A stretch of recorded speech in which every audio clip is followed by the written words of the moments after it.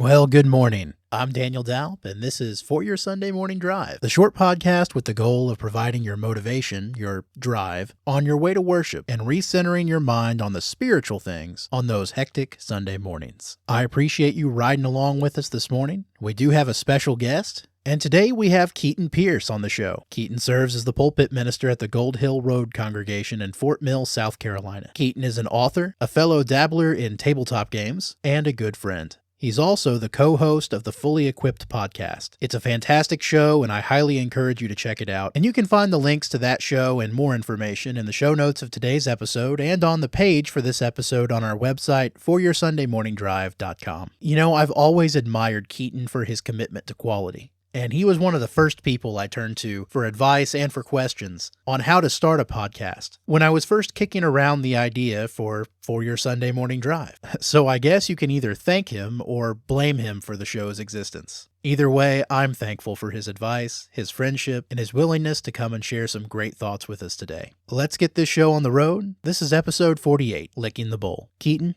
take us to church.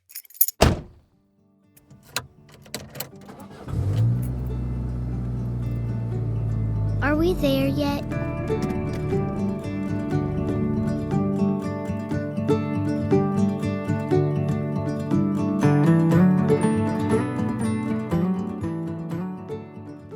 At some point in life, you have heard the phrase, you don't know what you don't know, and that applies to so many seasons of our life, but I think it particularly applies to raising our children, especially if you can think back with me to especially your first child, when you're just new at this, right, and you don't have any data points to pull from, and you look back on this, and it only gets amplified, it only is extra when your first children, you get two at a time. My wife and I, we have twins, a boy and girl twins, and these were our first kids, and so we get two of these, and we're trying to make this all work. And you recognize and you look back on certain things, and perhaps there are stories that you tell that you can laugh at now, but in the moment, right, they felt life altering. They felt like such a huge deal. I think back to when my daughter was little. She had to be pretty young because she was just learning to crawl, and I remember she was crawling around, and we had a bathroom on the ground floor, and she was kind of crawling around, and we were trying to give her kind of controlled free rein, and before too long we realized that she's heading over to the bathroom, and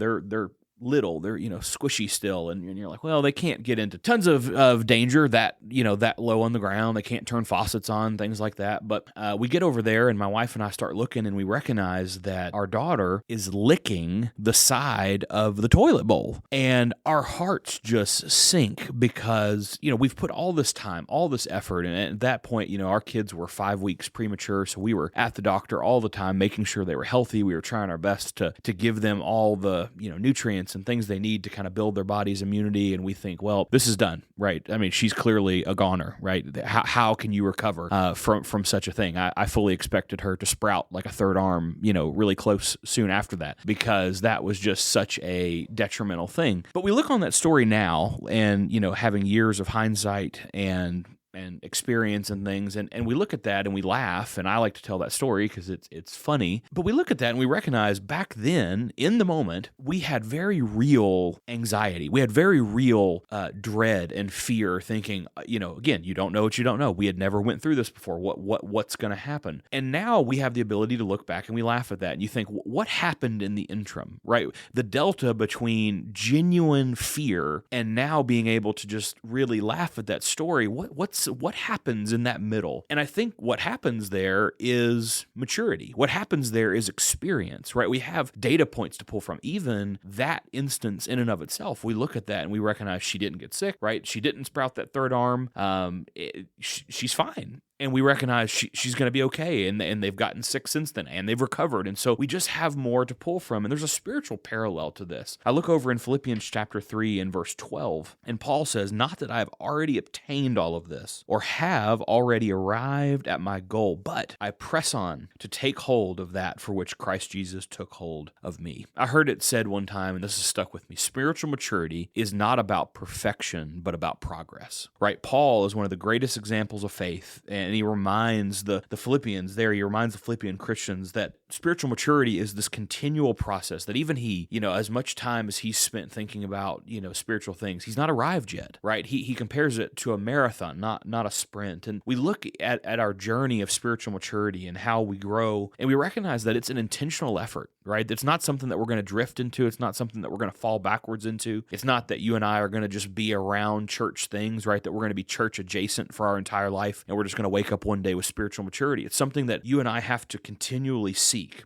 How do we do that? It means that we press on from the things that we struggle with. We recognize that we learn from our experience, that we keep our eyes fixated on Christ, that maturity process, that sanctification process that happens within each of us, that it is a lifelong pursuit, that we trust God in all of our seasons to help shape us, right? We do that through His Word. We do that through prayer. We do that through fellowship. We do that through teaching. We do that recognizing that we're constantly in a state of flux. And I mean that in a good way, that we constantly are being molded to be more like the image of Christ. Spiritual growth isn't a sprint. It's a lifelong pursuit. Each day is an opportunity to take one step closer to Christ. And so that's my challenge for you as we engage in worship today. I challenge you, fix your eyes on Jesus and think of that one area where you and I are able to recognize, how can I take that step closer? How can I take that step in spiritual maturity to look at Jesus, to look at His Word, and to grow one step closer to Him today?